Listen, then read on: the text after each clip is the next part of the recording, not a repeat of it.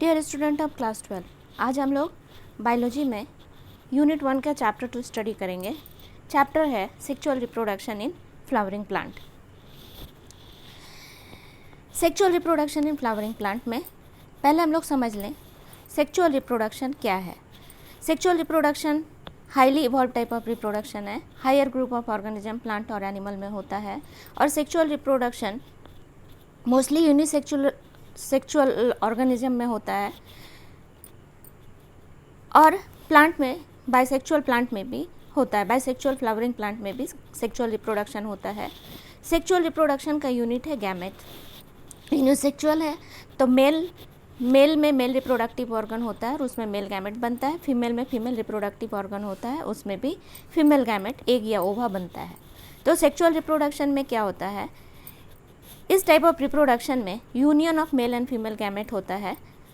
यह है mail gamete और यह है फीमेल गैमेट, दोनों में n नंबर ऑफ क्रोमोसोम है, हैप्लॉइड है।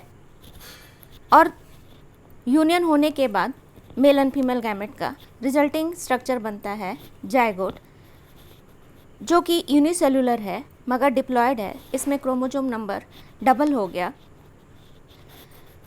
हम लोग भी माँ के गर्भ में आते हैं तो यूनिसेलुलर ही होते हैं, उस यूनिसेलुलर स्ट्रक्चर का नाम है जाइगोट और क्रोमोसोम डिप्लॉयड कंडीशन में होता है। तो मेल गैमेट और फीमेल गैमेट के फ्यूजन से बनता है जाइगोट। जाइगोट से डेवलप होता है embryo by cell division and differentiation and this embryo develops into the new individual. अब हम लोग देख लें reproductive part of the flowering plant क्या क्या है। तो प्लांट का मोस्ट अट्रैक्टिव पार्ट है फ्लावर, और फ्लावर को प्लांट का रिप्रोडक्टिव पार्ट कहते हैं क्योंकि फ्लावर में both mail and female reproductive organ पाया जाता है। फ्लावर में जो मेल रिप्रोडक्टिव ऑर्गन होता है उसका नाम है एंड्रोसियम। नंबर ऑफ स्टेमन वेरी करता है और एंड्रोसियम जो है मेल रिप्रोडक्टिव पार्ट है, उसके यूनिट का नाम है स्टेमन। और फीमेल रिप्रोडक्टिव पार्ट है फ्लावर का गाइनोसियम और इसका यूनिट होता है पिस्टिल या कार्पेल। एंड्रोसियम में मेल गैमेट या पोलन ग्रेन बनता है और इसमें भी नंबर ऑफ क्रोमोसोम हैप्लॉइड है। और फीमेल गैमेट में बनता है एग या ओवा। फीमेल रिप्रोडक्टिव ऑर्गन में फीमेल गैमेट बनता है, फीमेल गैमेट है एग या ओवा। स्टैमेन में पोलन ग्रेन बनने के प्रोसेस को हम लोग बोलते हैं माइक्रोस्पोरोजेनेसिस। गाइनोसियम में फीमेल गैमेट एग या ओवा बनने की प्रोसेस को हम लोग बोलते हैं मेगास्पोरोजेनेसिस। और उसके बाद पोलन ग्रेन का फ्यूजन होता है एग से फीमेल गैमेट से and resulting into the formation of zygote. अब हम लोग देख लें थोड़ा कंप्लीट फ्लावर क्या है। तो फ्लावर का 4 मेन पार्ट होता है। यहाँ पर हम बनाए हैं बाइसेक्सुअल फ्लावर है। फ्लावर का 4 पार्ट है। ये है ग्रीन कलर का कैलिक्स और ये फ्लावर का अट्रैक्टिव पार्ट होता है जो डिफरेंट कलर का होता है डिफरेंट फ्लावर में, जैसे रोज़ में रेड है, मैरीगोल्ड में येलो है, धतूरा का वाइट है। तो ये अट्रैक्टिव पार्ट है, इसका नाम है कोरोला। सेकेंड पार्ट है फ्लावर का। ये दोनों एसेसरी होल है, रिप्रोडक्शन में हेल्प नहीं करता है, किंतु ये बाइसेक्सुअल फ्लावर है और कंप्लीट भी है। कैसे? तो इसमें फ्लावर का 2 होल का नाम सीखे। कैलिक्स ग्रीन कलर का, कलरफुल पार्ट होता है कोरोला। और थर्ड पार्ट है मेल रिप्रोडक्टिव ऑर्गन जिसको हम लोग बोलते हैं एंड्रोसियम और इसका यूनिट का नाम है स्टेमन। और फोर्थ है जो इनर मोस्ट पार्ट है, ये है गाइनोसियम। तो इसमें फ्लावर के 4 पार्ट हैं इस फ्लावर में, इसलिए एंड्रोसियम और गाइनोसियम मेल और फीमेल रिप्रोडक्टिव पार्ट एक ही फ्लावर में है, इसलिए इसको हम लोग बाइसेक्सुअल फ्लावर कहते हैं। और ये कंप्लीट भी है क्योंकि इसमें फ्लावर के 4 पार्ट हैं, कैलिक्स, कोरोला, एंड्रोसियम और गाइनोसियम। और कंप्लीट फ्लावर का एग्जांपल है धतूरा, जावा, जिसको हिबिस्कस बोलते हैं।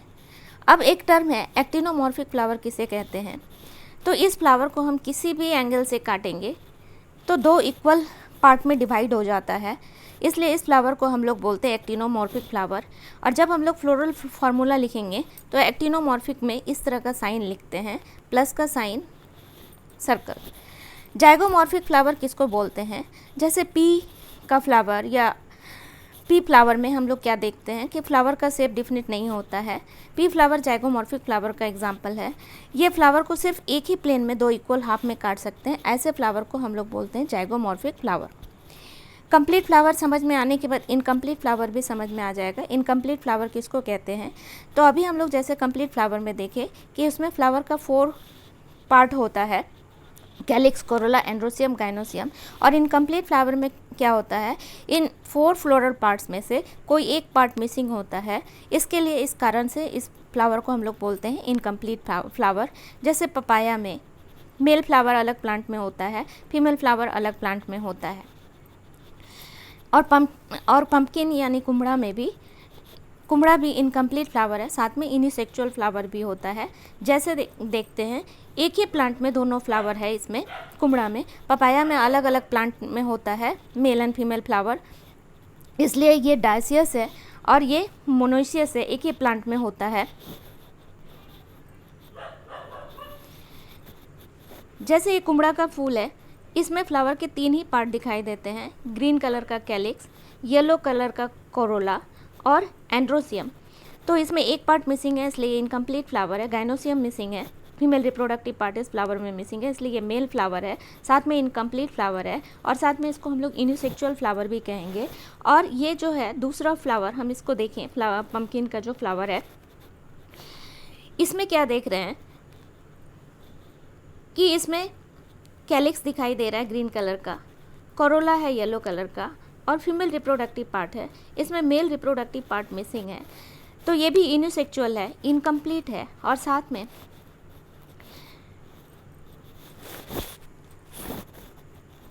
मोनोसियस, इसको मोनोसियस भी कहेंगे क्योंकि एक ही प्लांट पे मेल एंड फीमेल फ्लावर उगे हुए हैं। बाइसेक्सुअल फ्लावर किसको कहते हैं?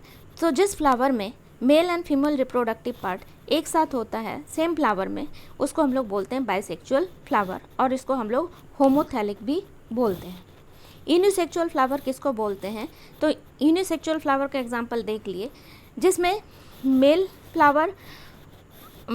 Reproductive part and female reproductive part जो है डिफरेंट फ्लावर में होता है, तो उसको हम लोग बोलते हैं यूनिसेक्सुअल फ्लावर। यूनिसेक्सुअल फ्लावर 2 तरह का होता है, मोनोसियस और डायसियस।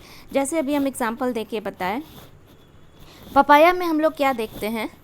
पपाया में देखते हैं male and female reproductive part of the flower are born in 2 different plant, है ना, इसलिए पपाया क्या है? डायसियस है। और पम्पकिन जो है ये मोनोसियस है क्योंकि इसमें मेल और female reproductive part of the flower present in the same plant, इसलिए इसको हम लोग बोलते हैं मोनोसियस। अब हम लोग देख लें part of the complete flower. किसी भी फ्लावर का कितना पार्ट होता है? 4 पार्ट होता है, calyx, Corolla, male reproductive part androecium, female reproductive part gynoecium. इसके अलावा भी कुछ पार्ट होता है फ्लावर में। यह है स्टॉक लाइक स्ट्रक्चर, जिसको हम लोग बोलते हैं पेडंकल। ये फ्लावर को स्टेम के साथ अटैच रखता है। इसके बाद यहाँ पर है थैलमस, ये कुशन लाइक स्ट्रक्चर है जिससे चारों फ्लोरल पार्ट जुड़े रहते हैं, कैलिक्स, कोरोला, एंड्रोसियम और गाइनोसियम। फ्लेसी सोलन बेस है जिस पे और फ्लोरल पार्ट अरेंज रहते हैं। इसके बाद है ग्रीन कलर का पार्ट है जिसको हम लोग बोलते हैं कैलिक्स।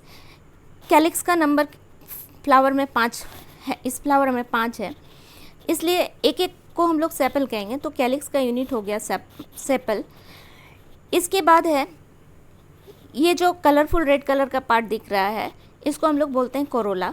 और इसमें कोरोला बना हुआ है 5 पेटल से, इसलिए कोरोला का यूनिट है पेटल। थर्ड पार्ट है मेल रिप्रोडक्टिव पार्ट फ्लावर का, जिसका नाम है एंड्रोसियम, और मेल को हम लोग हमेशा इस साइन से दिखाते हैं। और एंड्रोसियम का यूनिट को हम लोग बोलते हैं, एक एक एंड्रोसियम किससे बना है? इसमें 5 स्टेमन दिखाई दे रहा है, तो एंड्रोसियम का यूनिट क्या होता है? स्टेमन। और एक एक स्टेमन बनता है, नीचे में फाइन थ्रेड लाइक स्ट्रक्चर है जिसको हम लोग फिलामेंट कहते हैं, और ऊपर में एंथर सैक है जिसके अंदर पोलन ग्रेन बनता है। इसके बाद इनर मोस्ट पार्ट है, उसका नाम है गाइनोसियम। गाइनोसियम में नीचे जो सोलन पार्ट होता है इसको हम लोग ओवरी बोलते हैं, जिसमें एग रहता है, फीमेल गैमेट बनता है। ओवरी से ट्यूब लाइक स्ट्रक्चर निकला हुआ है ऊपर की तरफ, जिसको हम लोग बोलते हैं स्टाइल, और उसके ऊपर का रिसेप्टिव सरफेस होता है जिसको हम लोग बोलते हैं स्टिग्मा। और इसमें से कैलिक्स और कोरोला, कैलिक्स का यूनिट सेपल, कोरोला का यूनिट पेटल, ये दोनों को हम लोग एसेसरी होल्ड कहते हैं। एसेसरी होल्ड मतलब ये इन लोग को एसेसरी होल्ड क्यों कहा जाता है, क्योंकि ये पार्टिसिपेट नहीं करते हैं रिप्रोडक्शन में। और एंड्रोसियम मेल रिप्रोडक्टिव पार्ट है, गाइनोसियम फीमेल रिप्रोडक्टिव पार्ट है। सिर्फ यही दोनों पार्ट फ्लावर का रिप्रोडक्शन में भाग लेता है। हम लोग कैलिक्स के बारे में देख लें। ये क्या है? ये फ्लावर का सबसे आउटर मोस्ट होल्ड है। इसका कलर ग्रीन होता है, नंबर 5 है, और इसका यूनिट को सेपल कहते हैं। अगर पांचों कैलिक्स, अगर हम फ्लावर से पांचों कैलिक्स को निकाल के अलग करें तो अलग अगर नहीं होता है, पांचों सेपल एक दूसरे से जुड़ा हुआ है कैलिक्स में, तो ऐसे कैलिक्स को हम लोग बोलते हैं गैमोसेपलस। और अगर कैलिक्स का पांचों सेपल सेपरेट हो जाता है आसानी से तो उसको हम लोग बोलते हैं पॉलीसेपलस। कैलिक्स का फंक्शन क्या है? तो ग्रीन कलर होने के कारण ये फोटोसिंथेसिस भी करता है और प्रोटेक्ट करता है फ्लावर के बड को।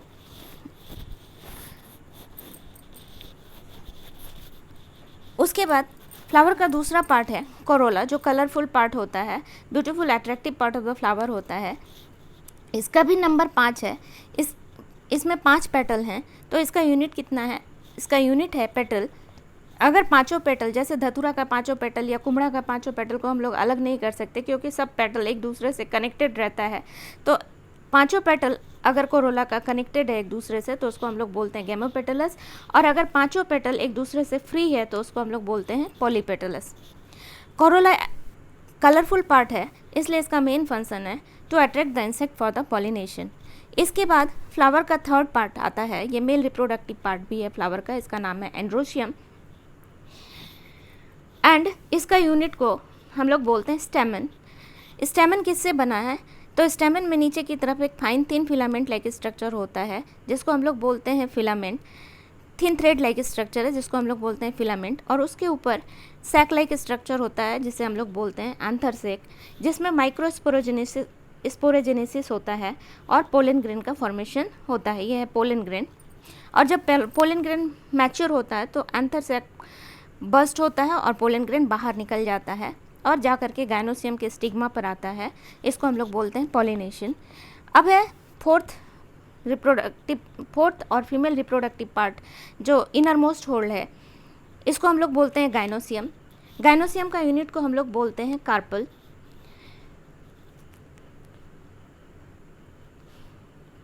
अगर कार्पल फ्री है गाइनोसियम में तो उसको हम लोग बोलते हैं पॉलीकार्पलरी, और अगर कार्पल गाइनोसियम का फ्यूज्ड है, एक दूसरे से यूनाइटेड है, तो उसको हम लोग बोलते हैं सिनकार्पस।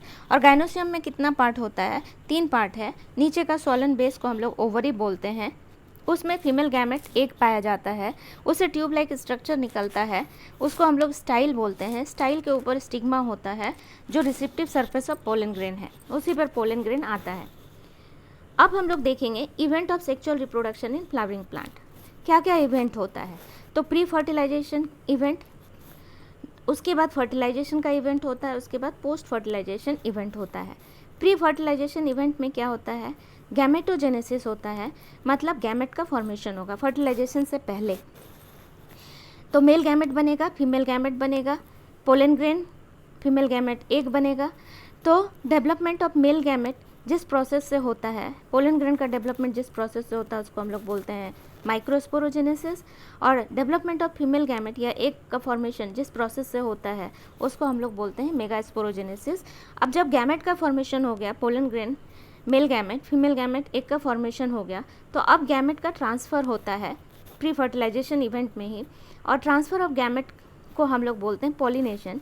यहाँ पर ट्रांसफ़र ऑफ पोलन ग्रेन होता है from the anther sac to the stigma of the various flower by various agent। Air के द्वारा, वाटर के द्वारा पोलन ग्रेन ट्रांसफ़र होता है फ्रॉम एंथर सेक, है ना, to stigma of the flower.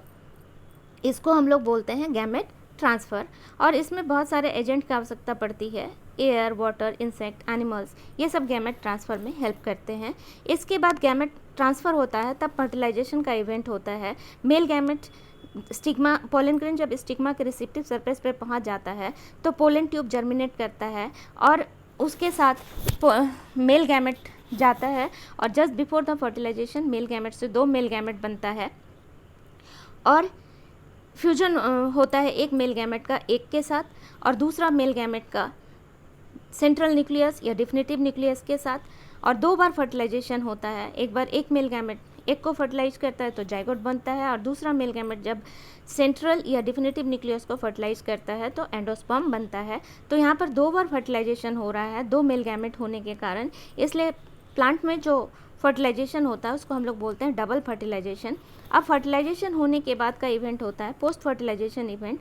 Post fertilization event में क्या होता है, जब फर्टिलाइजेशन हो गया तो क्या हुआ, जब एग और मेल गैमेट फर्टिलाइज किए तो बना था जाइगोट, जो यूनिसेल्युलर है किंतु डिप्लॉयड स्ट्रक्चर है, और ये जाइगोट सेल डिवीजन और डिफरेंशिएशन के बाद एम्ब्रियो बनाता है जिससे नया इंडिविजुअल बनता है। उसके बाद एंडोस्पर्म फॉर्मेशन होता है जब दूसरा मेल गैमेट सेंट्रल या डिफिनेटिव न्यूक्लियस को फ्यूज़ करता है। ये 2n होता है और एक मेल गैमेट मिलने से 3n स्ट्रक्चर एंडोस्पर्म बनता है। इसका काम है डेवलपिंग एम्ब्रायो को न्यूट्रिशन देना। ओव्यूल जो है वो चेंज हो जाता है सीड में आफ्टर फर्टिलाइजेशन, ओवरी जो है चेंज हो जाता है फ्रूट में आफ्टर फर्टिलाइजेशन, ओव्यूल का जो वॉल होता है वो सीड कवर में चेंज हो जाता है एंड ओवरी का जो वॉल होता है वो फ्रूट वॉल में चेंज हो जाता है। अब हम लोग प्री फर्टिलाइजेशन स्ट्रक्चर में पहला इवेंट देखे थे गैमेट फॉर्मेशन।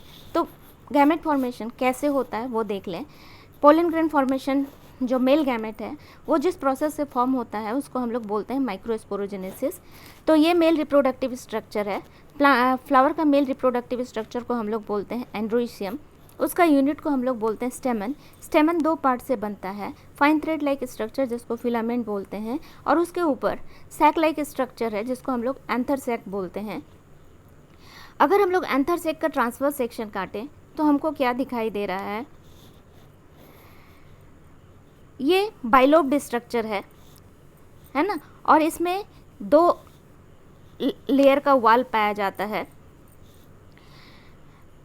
इसके वॉल या लेयर को हम लोग थीका भी बोलते हैं, इसलिए ये डाइथिकस भी है, और इसमें 4 चेंबर दिखाई दे रहा है और 4 चेंबर में 4 माइक्रोस्पोरेंजिया दिखाई दे रहे हैं, और ये पोलन सेक के अंदर या एंथर सेक के अंदर डेवलप करता है। तो ये फिलामेंट है। ये पोलन सेक का हम लोग ट्रांसवर्स सेक्शन काटे, बाइलोब्ड स्ट्रक्चर, 2 वॉल लेयर या थीका डाइथिकस है, और इसमें 4 चेंबर है, चारों चेंबर में एक एक माइक्रोस्पोरेंजिया है, ये इसका फिलामेंट है। और माइक्रोस्पोरेंजिया डेवलप होता है पोलन सेक के अंदर या एंथर सेक के अंदर। अब हम लोग ये इस माइक्रोस्पोरेंजिया को बड़ा करके देखें तो स्ट्रक्चर ऑफ माइक्रोस्पोरेंजिया कैसा दिखाई देता है। तो एंथर सेक बाइलोब्ड स्ट्रक्चर है, इसके अंदर 4 माइक्रोस्पोरेंजिया हमको दिखाई दे रहा है।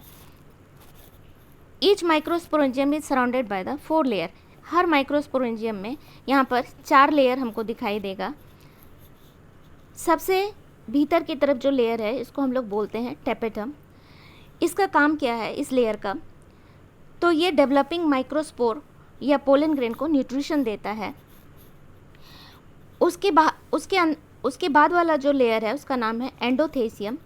मिडिल लेयर को हम लोग, बीच में जो लेयर है उसको हम लोग मिडिल लेयर कहते हैं, और सबसे बाहर जो लेयर है एपिडर्मिस, मतलब बाहर से अगर अंदर की ओर लेयर का नाम देखें तो सबसे बाहर एपिडर्मिस मिडिल लेयर है, उसके अंदर है एंडोथेसियम, और सबसे इनर मोस्ट लेयर है टेपेटम। टेपेटम का काम है न्यूट्रिशन देना डेवलपिंग माइक्रोस्पोर या पोलन ग्रेन को।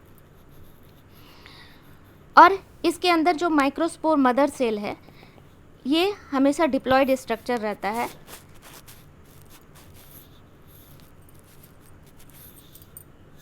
और भीतर में स्पोरोजिनस टिश्यू है और ये फिलामेंट है।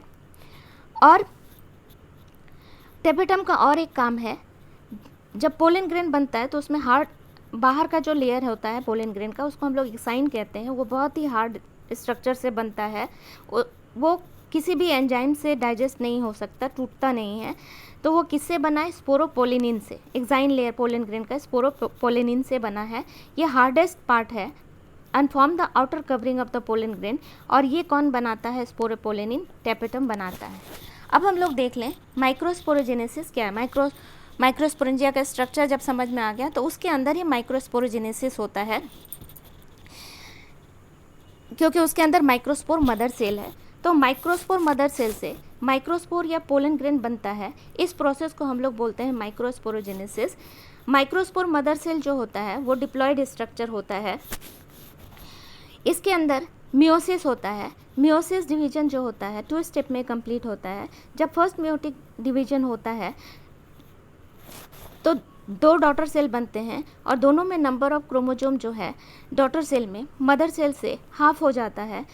तो पहला डिवीजन जो होता है रिडक्शन डिवीजन की तरह होता है, और सेकेंड मियोटिक डिवीजन फिर ये जब डॉटर सेल जब मदर सेल बन जाता है तो इसमें जब सेकेंड मियोटिक डिवीजन होता है तो ये माइटोसिस की तरह होता है। और माइटोसिस मतलब एक मदर सेल से जब 2 डॉटर सेल बनता है तो दोनों डॉटर सेल में क्रोमोजोम का नंबर जो होता है मदर सेल के बराबर होता है। तो माइक्रोस्पोर मदर सेल में जब मियोसिस डिवीजन हुआ तो लास्ट में 4 डॉटर सेल बना। चारों माइक्रोस्पोर एक दूसरे से जुड़ा हुआ रहता है। इस कंडीशन में इसको हम लोग बोलते हैं माइक्रोस्पोर टेट्राड, और इसमें क्रोमोजोम का नंबर जो है मदर सेल से हाफ है। और बाद में ये माइक्रोस्पोर टेट्राड से माइक्रोस्पोर अलग हो जाता है। लास्ट में 4 माइक्रोस्पोर या 4 पोलन ग्रेन बनता है। B pollen grain is used as tablet, and pollen grain को हम लोग स्टोर कर सकते हैं -196 डिग्री सेल्सियस टेम्परेचर पे, एंड इस प्रोसेस को हम लोग बोलते हैं क्रायो प्रिजर्वेशन। अब ये जो माइक्रोस्पोर या पोलन ग्रेन बना, कहाँ बना था? माइक्रोस्पोरेंजियम के अंदर। और किससे बना था? माइक्रोस्पोर मदर सेल से। तो अब हम लोग पोलन ग्रेन और माइक्रोस्पोर का स्ट्रक्चर देख लें। तो ये पोलन ग्रेन का स्ट्रक्चर है। पोलन ग्रेन में 2 लेयर दिखाई दे रहा है, बाहर की तरफ अंदर की तरफ। जो आउटर लेयर है इसका नाम है एक्साइन। ये हार्डेस्ट सब्सटेंस से बनता है, उसका नाम है स्पोरोपोलेनिन। और इतना हार्ड है कि इसको कोई भी एंजाइम डाइजेस्ट नहीं कर सकता है। ये माइक्रोस्पोर या पोलन ग्रेन को सब तरफ से कवर रखता है, बस एक स्थान को छोड़ के। इस जगह को हम लोग बोलते हैं जर्म पोर। ये है एपरेटर बन जाता है इन पोलन ग्रेन, फ्रॉम विच इससे पोलन ट्यूब निकलता है। ये एक छिद्र जैसी रचना है जिससे पोलन ट्यूब बाहर निकलेगा। और इनर मोस्ट लेयर जो होता है इसका नाम है एंटाइन। ये थिन लेयर है और ये सेल्यूलोज और पैक्टिन से बनता है। अब मैच्योर पोलन ग्रेन या माइक्रोस्पोर का स्ट्रक्चर देखें तो हम लोग पहले ही समझ गए, 2 लेयर है एक्साइन। ये हार्डेस्ट सब्सटेंस स्पोरोपोलेनिन से बना है, इसको कोई भी एंजाइम डाइजेस्ट नहीं कर सकता। और ये एक्साइन स्पोरोपोलेनिन से बना है, एक जगह एब्सेंट है, इसको हम लोग जर्म पोर कहते हैं। यहीं से पोलन ट्यूब जर्मिनेट होता है। इनर मोस्ट लेयर को हम लोग इंटाइन कहते हैं। और मैच्योर पोलन ग्रेन के अंदर जो न्यूक्लियस होता है वो 2 पार्ट में डिवाइड होता है, तो 2 सेल बन जाता है। नीचे वाला सेल को हम लोग वेजिटेटिव सेल कहते हैं, ऊपर वाला सेल को हम लोग जनरेटिव सेल कहते हैं। वेजिटेटिव सेल जो है ये पोलन ट्यूब का निर्माण करता है। ये पोलन ट्यूब जर्म पोर से बाहर निकलता है और ये ग्रो करता है धीरे धीरे। और इसके बाद वेजिटेटिव सेल जो है डिजेनरेट हो जाता है और बच जाता है सिर्फ जनरेटिव सेल। तो nucleus of the generative cell आ जाता है पोलन ट्यूब में। एंड ओव्यूल के पास पहुंचने के पहले ये 2 मेल गैमेट बनाता है जनरेटिव न्यूक्लियस, और इस तरह से मेल गैमेटोफाइट डेवलप्ड होता है। अब हम लोग देखेंगे फीमेल गैमेटोफाइट डेवलपमेंट प्रोसेस। इसको हम लोग बोलते हैं मेगास्पोरोजेनेसिस। मेगास्पोरोजेनेसिस किसको कहते हैं? The process of formation of female gamete or egg from the megaspore mother cell. और मेगास्पोरोजेनेसिस कहाँ होता है? फीमेल रिप्रोडक्टिव स्ट्रक्चर, जिसको हम लोग गाइनोसियम कहते हैं। गाइनोसियम का यूनिट को हम लोग पिस्टिल या कार्पेल कहते हैं। और ये गाइनोसियम जो है female reproductive part of the plant है। इसका यूनिट को हम लोग कार्पेल या पिस्टिल कहते हैं। अगर गाइनोसियम में सिर्फ एक कार्पल है तो उसको हम लोग बोलेंगे मोनोकार्पेलरी। अगर बहुत सारा कार्पल से मिलकर गाइनोसियम बना है तो उसको हम लोग बोलेंगे मल्टीकार्पेलरी। और मल्टीकार्पेलरी गाइनोसियम 2 तरह का होता है, एक है सिनकार्पस और दूसरा है एपोकार्पस। तो सिनकार्पस में क्या देखते हैं कि गाइनोसियम में अगर मेनी कार्पल है और वो सब एक दूसरे से अटैच्ड हैं, अलग नहीं हैं, ऐसे गायनोसियम को हम लोग बोलेंगे सिनकार्पस, जैसे पेपाभर में। और एपोकार्पस, गायनोसियम का अगर सभी कार्पल एक दूसरे से फ्री है तो उसको हम लोग बोलते हैं एपोकार्पस गायनोसियम, जैसे माइकेलिया में।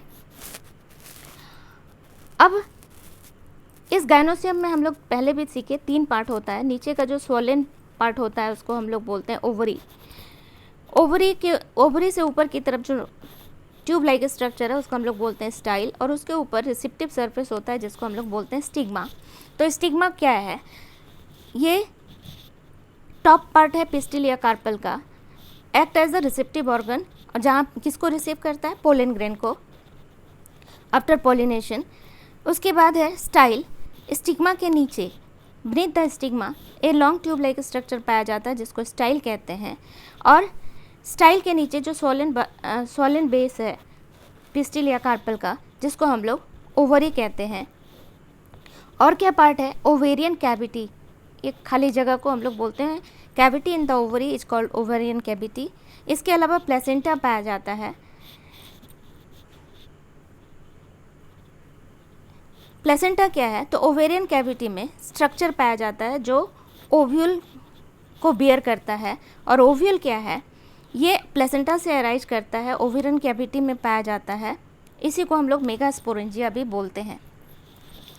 अब हम लोग देख लें, ओव्यूल को मेगास्पोरेंजियम भी बोलते हैं। तो अब हम लोग मेगास्पोरेंजियम या ओव्यूल का स्ट्रक्चर देख लें। ओव्यूल किससे अटैच रहता है? ओवरी के अंदर प्लेसेंटा से एक स्टॉक के द्वारा। उस स्टॉक का नाम है फ्यूनिकल।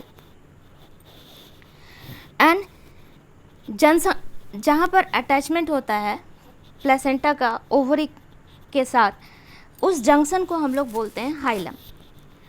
ओवरी से स्टॉक लाइक प्लेसेंटा से स्टॉक लाइक स्ट्रक्चर से जुड़ा रहता है ओव्यूल, और प्लेसेंटा है ये स्टॉक लाइक स्ट्रक्चर, इससे ओव्यूल जुड़ा हुआ है, और जंक्शन को हम लोग बोलते हैं हाइलम। अब देखिए इंट्यूगमेंट। तो ये जो मेगास्पोरेंजियम है या ओव्यूल है, उसका कवरिंग को हम लोग बोलते हैं इंट्यूगमेंट। जैसे हम लोग देखे थे एक साइन पोलन ग्रेन के चारों तरफ आउटर कवरिंग बनाता है, किंतु एक्सेप्ट वन प्लेस जिसको हम लोग जर्म पोर कहते हैं, उसी तरह से इंट्यूगमेंट भी ओव्यूल का कवरिंग बनाता है, एक्सेप्ट एट द टिप ये कवरिंग एब्सेंट रहता है, और वहाँ पर एक ओपनिंग बन जाता है, उसको हम लोग बोलते हैं माइक्रोपाइल। माइक्रोपाइल क्या है? तो ये ओपनिंग है, lower part of the ovule में पाया जाता है। ये जो ओपनिंग यहाँ पे दिख रहा है ना, इस ओपनिंग को हम लोग बोलते हैं micropyle. Lower part of the ovule में पाया जाता है। इसी के द्वारा मेल गैमेट जो है इसके अंदर एंटर करके एक को फर्टिलाइज करेगा और सेंट्रल न्यूक्लियस को फर्टिलाइज करेगा।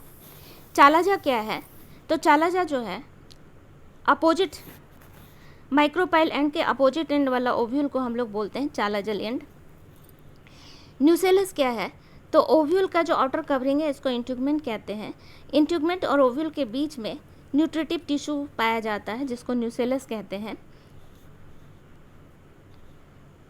इसमें रिजर्व फूड मटेरियल रहता है, और ओव्यूल के अंदर एक और स्ट्रक्चर पाया जाता है, उसको हम लोग बोलते हैं एम्ब्रायोसेक।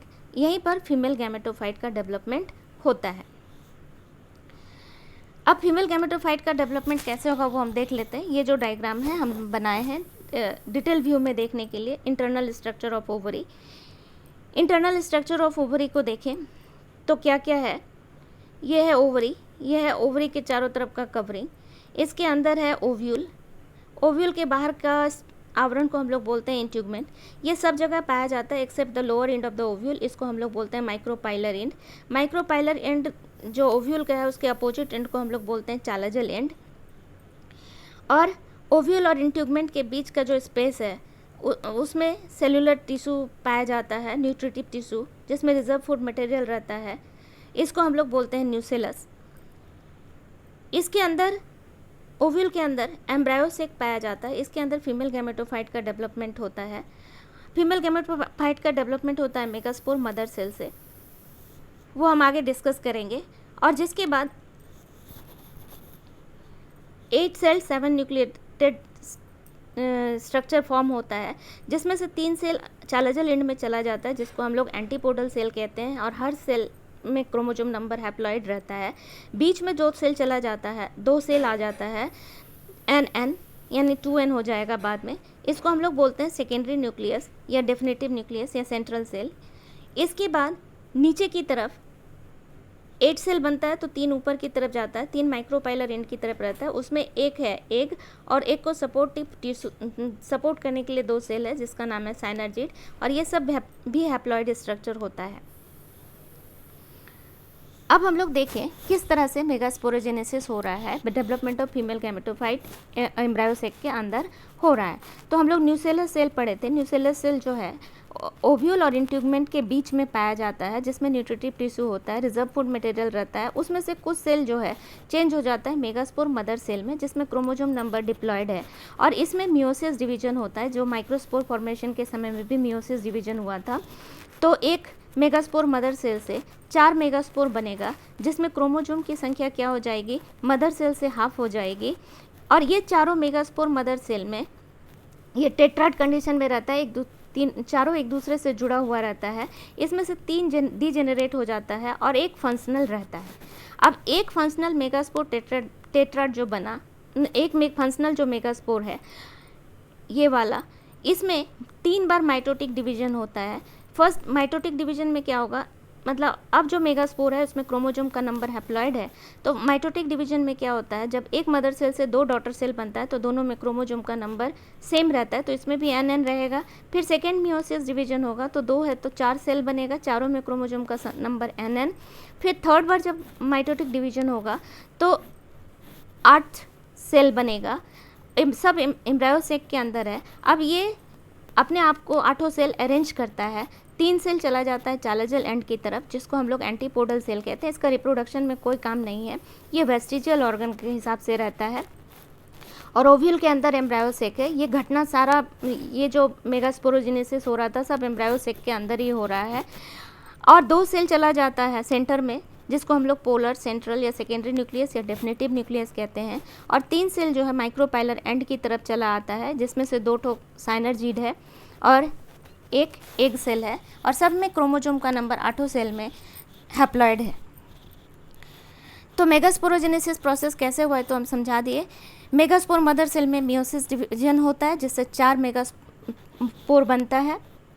चारों मेगास्पोर में क्रोमोसोम का नंबर हाफ हो जाता है, हैप्लॉइड कंडीशन में हो जाता है, और 4 में से 3 डिजेनरेट हो जाता है, 3 मेगास्पोर, और एक ही फंक्शनल रहता है। और उस एक मेगास्पोर में 3 बार माइटोटिक डिवीजन होता है कंसेक्यूटिवली, तो 7 सेल्ड 8 न्यूक्लिएटेड कंडीशन वाला स्ट्रक्चर बनता है। 7 सेल्ड 8 न्यूक्लिएटेड कंडीशन वाला स्ट्रक्चर बन रहा है, ऑफ विच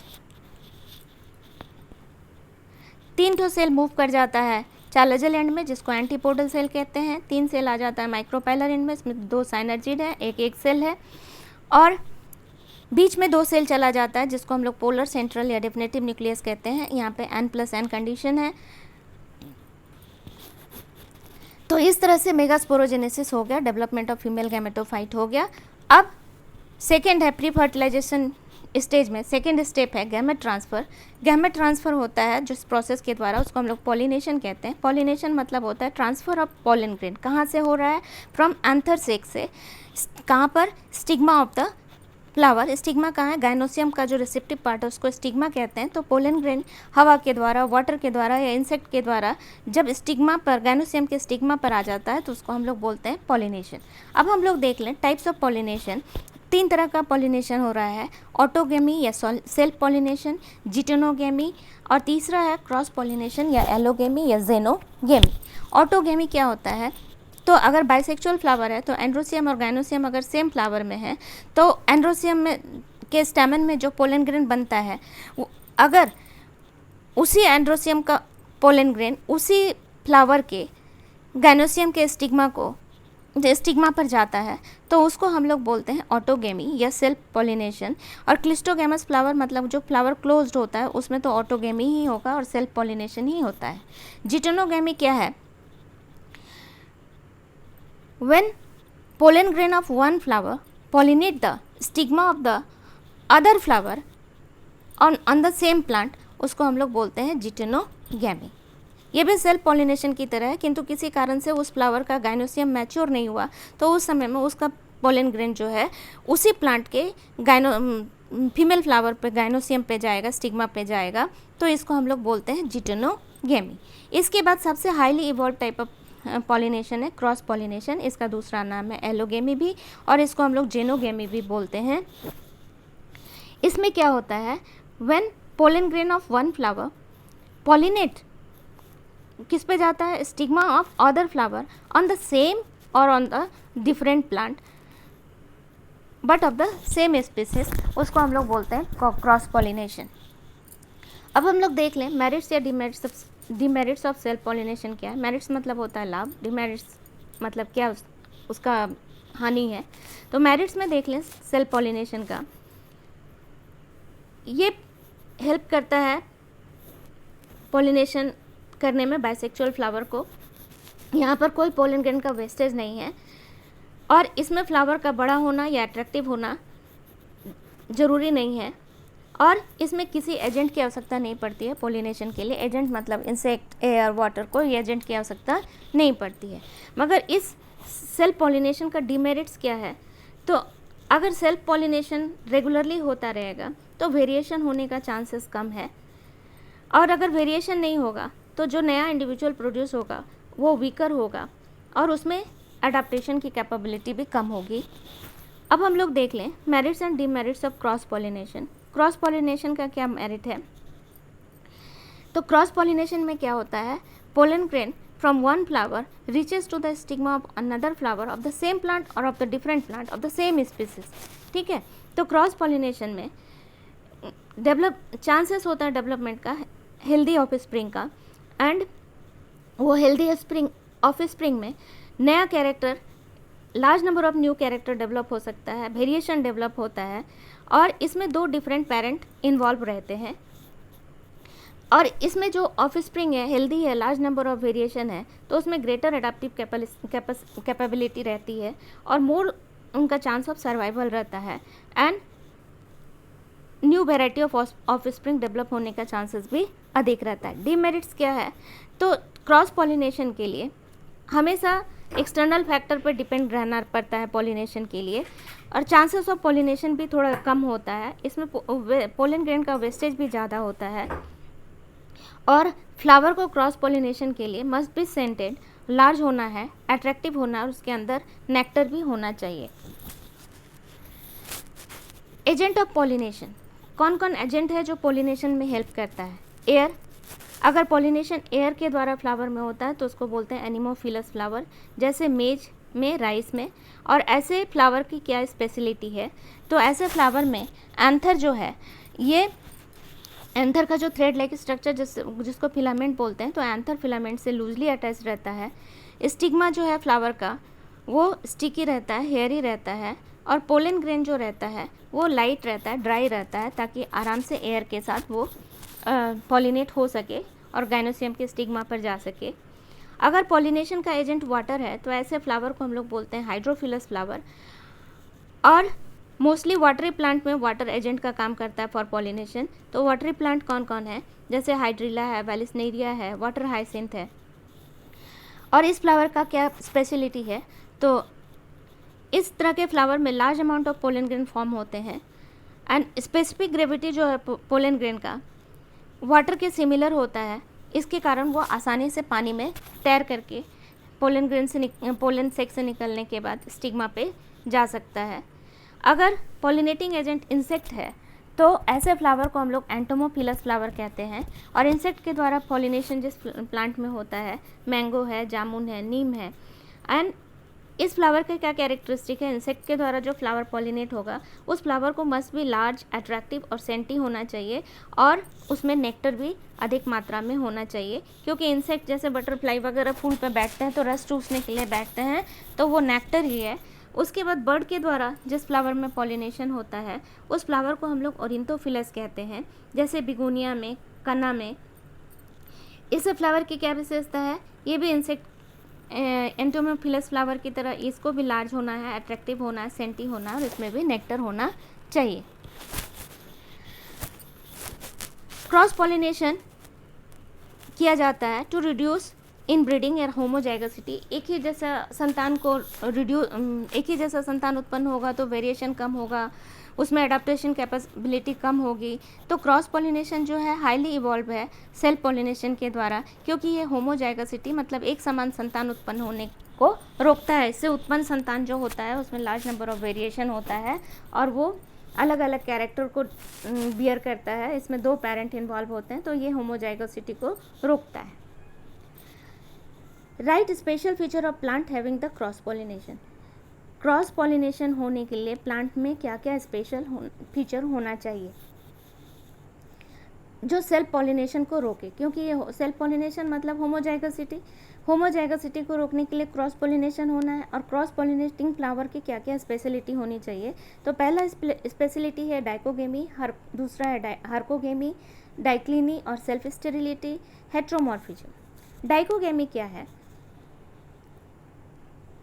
अगर बाइसेक्सुअल फ्लावर है, बाइसेक्सुअल फ्लावर मतलब उसमें एंड्रोसियम और गाइनोसियम दोनों हैं, तो उसमें सेल्फ पॉलिनेशन होना चाहिए। किंतु कभी कभी ऐसा होता है कि बाइसेक्सुअल फ्लावर में एंड्रोसियम का जो यूनिट है स्टेमन और गाइनोसियम का जो यूनिट है पिस्टिल, दोनों का मैच्योरिटी टाइम अगर अलग अलग है, दोनों अलग अलग टाइम पे मैच्योर कर रहे हैं, तो उस कंडीशन में क्या होगा, पोलन ग्रेन जो है अगर गाइनोसियम मैच्योर नहीं हुआ तो उसके स्टिग्मा पर नहीं जाएगा पोलन ग्रेन, वो दूसरे फ्लावर के स्टिग्मा पर जाएगा जो मैच्योर हो चुका उसके साथ। इस कंडीशन को हम लोग बोलते हैं डाइकोगेमी, जो सेल्फ पॉलिनेशन को रोकता है और क्रॉस पॉलिनेशन में हेल्प करता है। इसके बाद है हार्कोगेमी। हार्कोगेमी में क्या होता है, अगर ये है स्टेमन, इसका लेंथ ज़्यादा है और यहाँ पे गाइनोसियम में जो स्टाइल है स्टिग्मा, इसका लेंथ छोटा है, तो हार्कोगेमी भी एक बैरियर बनाता है सेल्फ पॉलिनेशन के लिए। जबकि ये बाइसेक्सुअल फ्लावर है, इसमें भी एंड्रोसियम और गाइनोसियम दोनों एक ही फ्लावर में है, किंतु इसमें सेल्फ पॉलिनेशन नहीं हो रहा है, क्रॉस पॉलिनेशन हो रहा है। क्यों हो रहा है, क्योंकि इसमें जो पोलन जो स्टेमन है उसका लेंथ और गाइनोसियम का लेंथ जो है अलग अलग है। तो इसके कारण क्या होगा, इसका पोलन ग्रेन इस फ्लावर पे नहीं भी आएगा, तो वो सेम लेंथ वाला गाइनोसियम के ऊपर अपना पोलन ग्रेन को भेजेगा और क्रॉस पॉलिनेशन में हेल्प करेगा। डाइक्लिनी क्या है, तो ये यूनिसेक्सुअल प्लांट है, इसमें मेल और female flower are on the different plant, जैसे हम पंपकिन में बताए थे। तो ये भी सेल्फ स्टेरिलिटी को, सेल्फ पॉलिनेशन को रोकता है, क्रॉस पॉलिनेशन में हेल्प करता है। हेट्रोमॉर्फिज्म, ये क्या कंडीशन है, this condition enable to pollen pistil interaction. अब नेक्स्ट अब हम लोग देख लिए गैमेट फॉर्मेशन और गैमेट ट्रांसफ़र, प्री फर्टिलाइजेशन का जो इवेंट था उसको डिस्कस कर लिए। अब जो इवेंट आएगा फर्टिलाइजेशन, सेकेंड इवेंट है सेक्सुअल रिप्रोडक्शन का फ्लावरिंग प्लांट में। तो फर्टिलाइजेशन में क्या होता है, fusion of male and female gamete होता है। जैसे पोलन ग्रेन या माइक्रोस्पोर फ्यूज़ करेगा, मिलेगा किससे, फीमेल गैमेट या एग से जो ओवरी के अंदर है, ओव्यूल के अंदर है।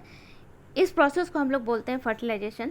और प्लांट में जो फर्टिलाइजेशन होता है उस प्रोसेस को हम लोग बोलते हैं डबल फर्टिलाइजेशन। डबल मतलब 2 बार, यहाँ पे फर्टिलाइजेशन 2 बार होता है, क्योंकि जब पोलन ट्यूब के अंदर जनरेटिव न्यूक्लियस होता है, तो जैसे ही पोलन ट्यूब पहुँचता है ओव्यूल के पास, तो जनरेटिव न्यूक्लियस से 2 मेल गैमेट बनता है और 2 मेल गैमेट जो है उसमें से एक मेल गैमेट जो है एक को फर्टिलाइज करता है और दूसरा मेल गैमेट जो है सेंट्रल न्यूक्लियस को फर्टिलाइज करता है। जब पहला मेल गैमेट एक को फर्टिलाइज करता है तो वहाँ पर जाइगोट बनता है, और दूसरा मेल गैमेट जब सेंट्रल न्यूक्लियस या सेकेंडरी न्यूक्लियस को फर्टिलाइज करता है तो N+N+N 3N स्ट्रक्चर बनता है, जिसको हम लोग बोलते हैं एंडोस्पर्म। और पहला मेल गैमेट जब एक को फर्टिलाइज कर रहा है तो N+N यानी 2N स्ट्रक्चर बनता है, जिसको हम लोग जाइगोट कहते हैं। और जाइगोट पहली बार जब फर्टिलाइजेशन होता है तो जाइगोट बनता है 2N स्ट्रक्चर, और उससे बनता है एम्ब्रियो। एम्ब्रियो से बनेगा न्यू इंडिविजुअल प्लांट बनेगा। और दूसरा मेल गैमेट N वाला जब जा रहा है N+N से मिलने के लिए सेंट्रल न्यूक्लियस से, तो 3N स्ट्रक्चर बनता है एंडोस्पर्म। और ये एंडोस्पर्म जो है ये क्या करता है, डेवलपिंग एम्ब्रियो को न्यूट्रिशन देता है। इसलिए प्लांट में फर्टिलाइजेशन 2 बार होता है। इसके फर्टिलाइजेशन को हम लोग बोलते हैं डबल फर्टिलाइजेशन। कैसे होता है डबल फर्टिलाइजेशन, तो पॉलिनेशन होने के बाद पोलन ग्रेन जो है स्टिग्मा पर आ गया, स्टिग्मा का सरफेस थोड़ा स्टिकी होता है, उसमें न्यूट्रिएंट मीडियम होता है, तो बहुत सारा पोलन ग्रेन स्टिग्मा पर आता है। किंतु आने के बाद न्यूट्रिएंट मीडियम मिलने से वो जर्मिनेट करता है, सारा जर्मिनेट करता है, किंतु सिर्फ एक ही उस पहुंच पाएगा ओव्यूल तक। तो एक जर्मिनेट किया, उससे पोलन ट्यूब निकला, उसके अंदर जो जनरेटिव न्यूक्लियस था ये पोलन ट्यूब के साथ अंदर आ रहा है। स्ट्रक्चर तो पहले भी समझा दिए थे। ये जनरेटिव न्यूक्लियस जैसे ही ओव्यूल के पास पहुंचा, डिवाइड हो गया, तो क्या बना, 2 मेल गैमेट बना। ये दोनों मेल गैमेट जो है ओव्यूल से, यहाँ पर माइक्रोपाइलर एंड है, यहाँ ओपनिंग है, इसके द्वारा ओव्यूल और एम्ब्रायो सेक के अंदर घुसता है और एग को फर्टिलाइज करता है। N+N, एग भी N है और मेल गैमेट भी N है, तो 2N स्ट्रक्चर बनता है जाइगोट। और दूसरा मेल गैमेट जो है सेंट्रल न्यूक्लियस या बीच में जो है सेकेंडरी न्यूक्लियस इसको बोलते हैं, या डिफिनेटिव न्यूक्लियस बोलते हैं, N+N 3N स्ट्रक्चर बनाता है फर्टिलाइजेशन के बाद। और उस 3N स्ट्रक्चर को हम लोग बोलते हैं एंडोस्पर्म, जो डेवलपिंग एम्ब्रायो को न्यूट्रिशन देता है। अब हम लोग देखेंगे सेक्सुअल रिप्रोडक्शन का लास्ट इवेंट, जिसको हम लोग बोलते हैं पोस्ट फर्टिलाइजेशन इवेंट। तो डबल फर्टिलाइजेशन होता है प्लांट में। फर्स्ट मेल गैमेट, ये जो मेल गैमेट है ये फर्टिलाइज करता है एग को, यानी फीमेल गैमेट को। दोनों में क्रोमोसोम नंबर हैप्लॉइड है। जब दोनों यूनाइट करेगा तो diploid structure, unicellular structure zygote बनता है। जाइगोट से एम्ब्रियो बनता है और एम्ब्रियो डेवलप होता है न्यू प्लांट में। और सेकेंड मेल गैमेट जो है वो फर्टिलाइज करता है सेंटर में जो 2 न्यूक्लियस था, पोलर, डिफिनेटिव या सेंट्रल न्यूक्लियस या सेकेंडरी न्यूक्लियस N+N, ये भी N है, तो बन जाएगा स्ट्रक्चर 3N। एंडोस्पर्म बनता है और एंडोस्पर्म का फंक्शन है ये डेवलपिंग एम्ब्रायो को न्यूट्रिशन देगा। और एंडोस्पर्म क्या है, ये ट्रिप्लॉइड स्ट्रक्चर है, क्योंकि इसमें क्रोमोसोम का नंबर, हैप्लॉइड मतलब N, डिप्लॉइड मतलब 2N और ट्रिप्लॉइड मतलब 3N। ये डबल फर्टिलाइजेशन के बाद बनता है और इसका काम है एम्ब्रायो को नरिशमेंट देना, ताकि एम्ब्रायो से एक हेल्दी प्लांट डेवलप हो सके। और एंडोस्पर्म के अंदर रिजर्व फूड मटेरियल रहता है। और PEN का फुल फॉर्म क्या है, प्राइमरी एंडोस्पर्म न्यूक्लियस। तो फर्स्ट फॉर्म एंडोस्पर्म में क्या होता है, उसमें एक न्यूक्लियस रहता है, वो undergoes into free nuclear division. तो उसमें एक न्यूक्लियस से बहुत सारा न्यूक्लियस उसके अंदर बनेगा और उसके बाद उसमें सेल वॉल फॉर्मेशन होता है न्यूक्लियस के चारों तरफ, followed by cell wall formation and endosperm become cellular. किंतु कोकोनट वाटर जो है ये एग्जाम्पल है फ्री न्यूक्लियर एंडोस्पर्म का। यहाँ पर सेल वॉल फॉर्मेशन नहीं होता है, फ्री न्यूक्लियर डिवीजन हुआ मगर सेल वॉल फॉर्मेशन नहीं हुआ। किंतु मोस्टली जो एंडोस्पर्म होता है प्री न्यूक्लियर डिवीजन के बाद सेल्यूलर हो जाता है।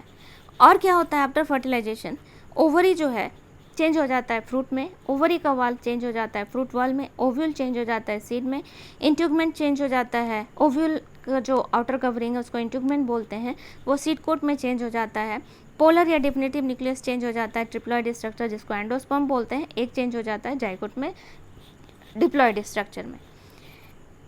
एम्ब्रियो क्या है, तो डबल फर्टिलाइजेशन के बाद जो जाइगोट बना, जाइगोट से डेवलप होता है एम्ब्रियो, या इसको हम लोग बेबी प्लांट भी बोलते हैं।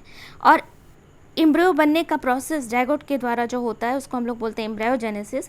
एम्ब्रायोजेनेसिस the process of development of embryo from the zygote by the process of cell division and cell differentiation is called embryogenesis. अब हम लोग डाइकोट सीड का स्ट्रक्चर देख लें। डाइकोट सीड में क्या क्या पाया जाता है। जैसे डाइकोट सीड जिसमें 2 कोटिलिडन है, ठीक है, इस तरह का सीड को हम लोग बोलते हैं डाइकोट। जैसे ग्राम है, पी है, मटर, चना। डाइकोट सीड का क्या स्ट्रक्चर है, तो इसमें सीड का आउटर कवरिंग को हम लोग बोलते हैं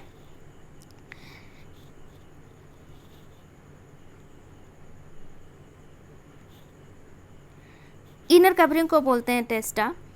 outer covering, inner thin seed coat को हम लोग बोलते हैं टेस्टा, आउटर कवरिंग को बोलते हैं tegmen, outer thick seed coat.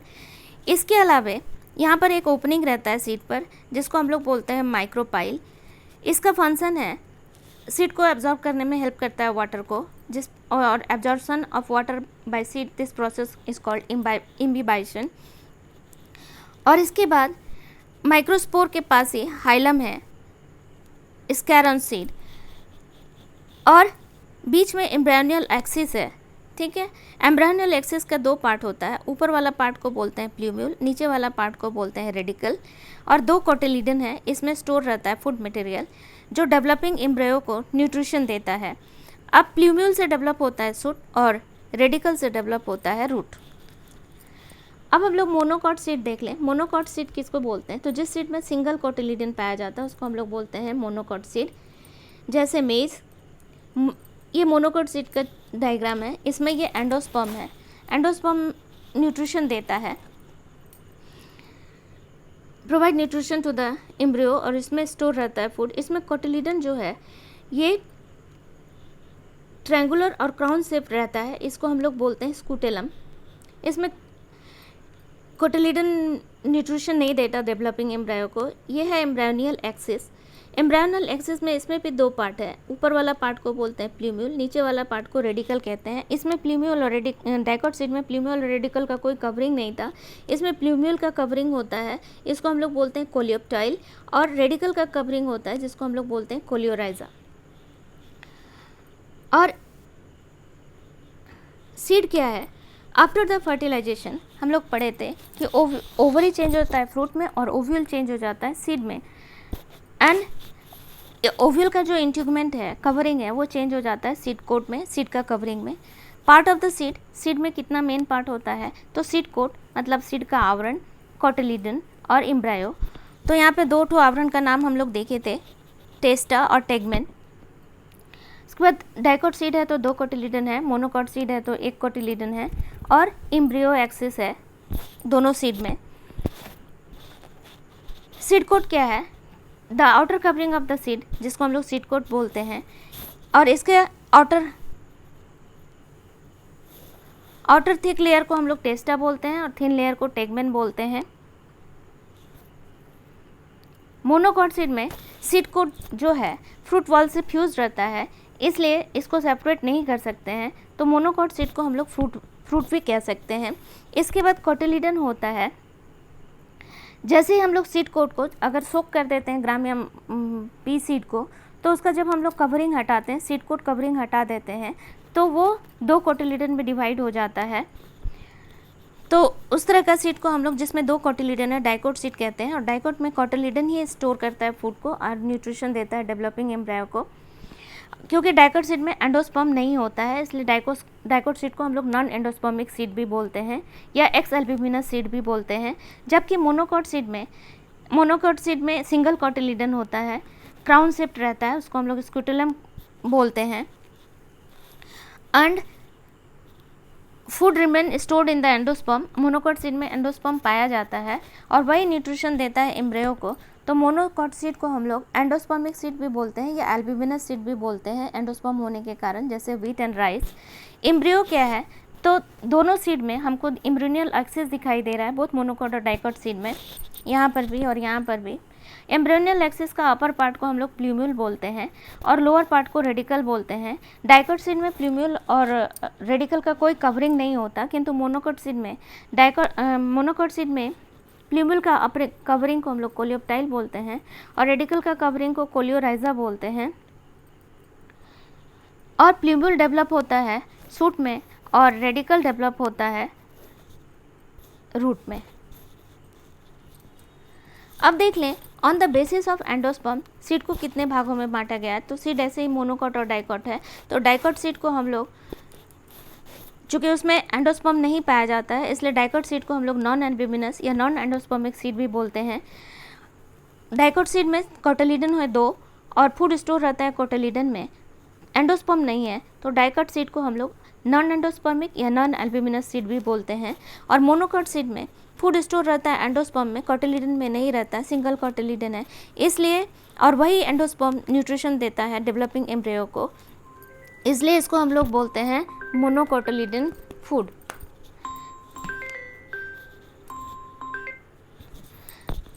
मोनोकोटिलीडन seed, जैसे मेज, इसमें सिंगल कोटिलीडन है और ये न्यूट्रिशन, इसमें एंडोस्पर्म को न्यूट्रिशन, इसमें एम्ब्रायो को न्यूट्रिशन देता है। एंडोस्पर्म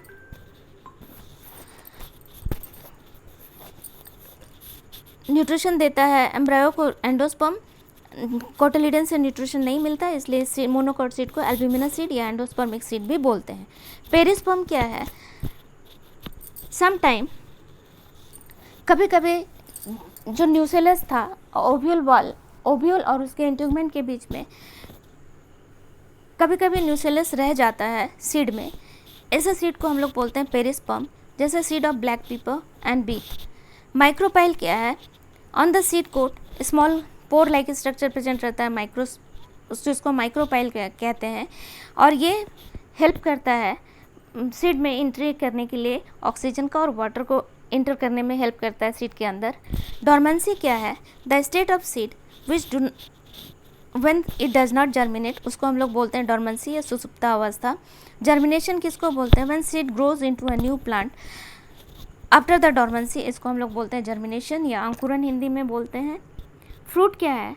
तो after the fertilization ovary develop into the fruit and the ovary wall develop into the fruit wall, और फ्रूट वॉल को हम लोग बोलते हैं पेरिकार्प। फ्रूट में 3 वॉल होता है, पेरिकार्प 3 लेयर से बनता है, इपिकार्प, मेसोकार्प एंड एंडोकार्प। तो जैसे यहाँ पे मैंगो फ्रूट है, इसका आउटर वॉल जो ग्रीन कलर का होता है उसको हम लोग बोलते हैं इपिकार्प। जो फ्लेसी पार्ट है जिसको हम लोग खाते हैं उसको हम लोग बोलते हैं मेसोकार्प, और जो गुठली है उसको हम लोग बोलते हैं हार्ड पार्ट, उसको हम लोग बोलते हैं endocarp. Example of fleshy fruit क्या है? Guava, orange, mango. Example of dry fruit क्या है? Groundnut, mustard. Type of fruit देख लें, 2 तरह का फ्रूट है, ट्रू फ्रूट और फॉल्स फ्रूट। ट्रू फ्रूट किसको बोलते हैं? तो अगर फ्रूट डेवलप होता है directly from the ovary of the flower, क्योंकि ओवरी चेंज होता है ना आफ्टर फर्टिलाइजेशन फ्रूट में, तो अगर डायरेक्टली ओवरी से फ्रूट डेवलप हो रहा है तो उसको हम लोग बोलते हैं ट्रू फ्लावर, जैसे मैंगो, ट्रू फ्रूट बोलते हैं जैसे मैंगो। और फॉल्स फ्रूट किसको बोलते हैं? तो अगर फ्रूट डेवलप हो रहा है not from the ovary but from the other part of the flower, उसको हम लोग बोलते हैं फॉल्स फ्रूट, जैसे एप्पल में, पियर में। और यहाँ पर फ्रूट डेवलप होता है थैलेमस से। एपोमिक्सिस क्या बोलते हैं? हम लोग पार्थेनोकार्पी में पढ़े थे कि अनफर्टिलाइज्ड ओवरी से डेवलपमेंट ऑफ फ्रूट्स होता है, उसको हम लोग बोलते हैं पार्थेनोकार्पी। एपोमिक्सिस में क्या होता है? अनफर्टिलाइज्ड ओवरी से डायरेक्ट सीड का डेवलपमेंट होता है, इस प्रोसेस को हम लोग बोलते हैं एपोमिक्सिस, जैसे एस्टेरेसी और ग्रासेस में होता है। और पॉली एम्ब्रायोनी क्या है? When many embryo form together in a seed, एक साथ सीड में बहुत सारा एम्ब्रायो बनता है, तो उस कंडीशन को हम लोग बोलते हैं पॉली एम्ब्रायोनी, जैसे सिट्रस फ्रूट में होता है।